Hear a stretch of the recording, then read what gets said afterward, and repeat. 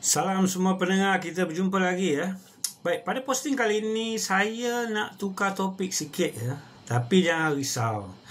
Masih bab berkaitan dengan keuangan ya. Kebetulan seorang pendengar atau follower channel saya ni telah menghantar dalam ruangan komen meminta pandangan saya perihal masalah keuangan yang beliau sedang hadapi. Beliau telah mengizinkan saya bacakan mesej yang beliau hantar. Bunyi seperti berikut ya. Salam Tuan Syed, pada tahun 2021 saya telah berhenti kerja atas faktor bersalin anak bongsu ya. Masa berhenti kerja saya ada sedikit simpanan. Tak silap saya dia tulis 30,000 ya. Tapi dia tak terfikir apa yang akan terjadi. Sebabnya selama bekerja saya tak pernah bergantung pada suami. Tu dia cakap ya. Setelah berhenti kerja, saya dengan suami buat kerja sub-construction. Tetapi disebabkan ada masalah, suami saya selalu cakap dia seorang saja yang kerja. Sedangkan saya mengurus semua kertas kerja. Sampai jadi kes mahkamah. Saya pun tak tahulah kes mahkamah macam mana kan ya. Pada tahun 2024, saya mulakan berniaga secara kecil-kecilan dari rumah dan tinggal sendirian dengan anak-anak. Ada 3 orang ya. Jadi dah berpisah lah pada tahun 2024. Sale Alhamdulillah ada kalanya cecah 2,000 sehari. Wow, sangat bagus. Very impressive. Kalau 2,000 sehari dah dekat 60,000 sebulan. Sangat baik. Kemudian saya bagi peluang sekali lagi pada suami. Tapi ya, dia masih tidak memberi nafkah kepada saya dan anak-anak.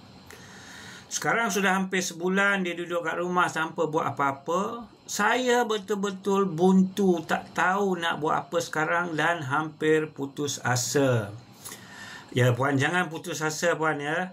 Sudah pasti dugaan yang Tuhan beri itu semuanya ada hikmahnya. Beliau sambung, apa yang saya nak tanya sebenarnya susah nak tambah profit sebabnya terlalu banyak komitmen. Ini situasi sebenar yang saya hadapi ya. Sampai di situ surat dia.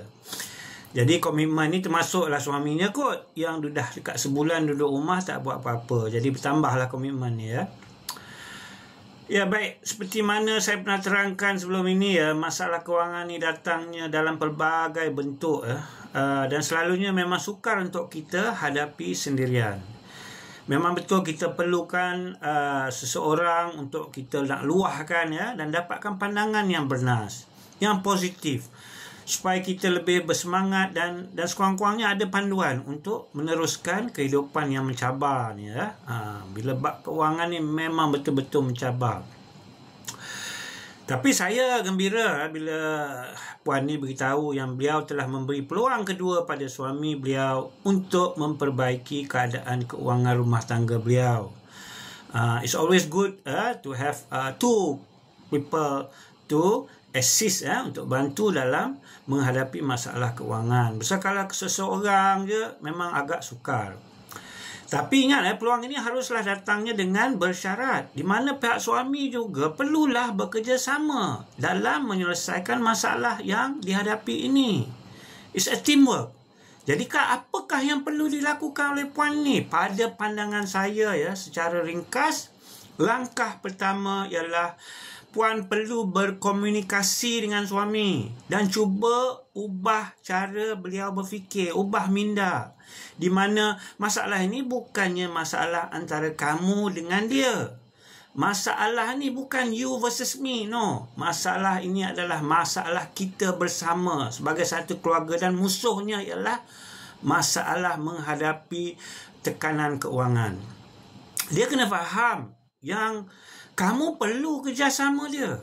Kamu perlu bantuan dia untuk sama-sama menghadapi masalah ini. Kena ada satu macam teamwork to face this problem.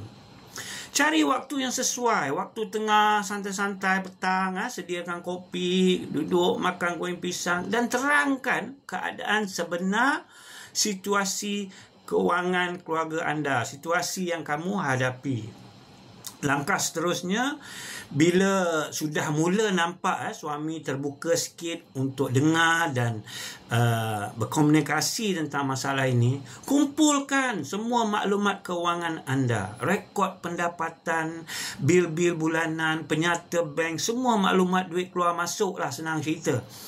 Setelah itu, buat satu bajet yang mudah. Benda ni tak boleh kita nak cakap dia keluar liur, tak boleh. Kena bertulis biar dia nampak biji mata dia pecahan duit masuk dan duit keluar. Macam mana kita nak buat bajet ni? Senaraikan pendapatan bulanan. Berapa pendapatan bulanan? Kalau kata 2,000 sehari, 60,000 sebulan, itu pendapatan. Ya, betul. Tapi lepas tu senaraikan perbelanjaan tetap dulu. Apa yang tetap, yang bulan-bulan yang kamu tak boleh lari bayar, macam sewa rumah ke, bayar kereta bulanan, ni yang tetap. Dengan baki wang yang ada itu, barulah agihkan wang itu untuk perbelanjaan yang tak tetap. Ini termasuklah barang dapur, duit makan, duit bas sekolah anak, yang mana yang tak tentu, dari sini baru dia boleh nampak situasi sebenar, di mana kurangnya keperluan keuangan keluarga kamu. Kat mana kurang, tak cukup duit kat mana.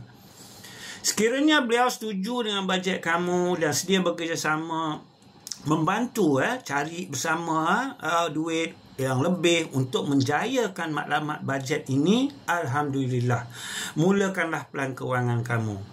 Tentukan anda selalu semak semula bajet anda. Mungkin 3 bulan sekali tengok balik bajet ni. Betul tak? Realistik tak? Anda boleh lakukan perubahan pada bajet sekiranya perlu. Tapi tentukan bertulis. Tapi sekiranya dalam jangka panjang masih gagal mencapai maklumat anda dan masalah kewangan ini masih berterusan dan makin parah lah saya syorkan puan dapatkan bantuan seorang kaunselor keuangan yang profesional sebagai pihak ketiga. Ajak suami duduk sekali dan cari jalan penyelesaian. Selalunya kalau ada pihak ketiga ni, dia lebih efektif. Kadang orang lebih suka dengar pihak ketiga.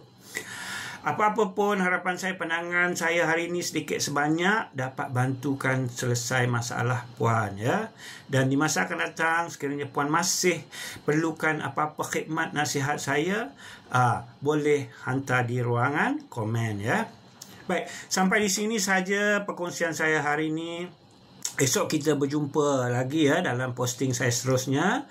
Dan nantikan posting saya. Diharap para pendengar memberi support supaya channel saya ini dapat memberi manfaat kepada kita semua. Sekian, terima kasih, jumpa lagi.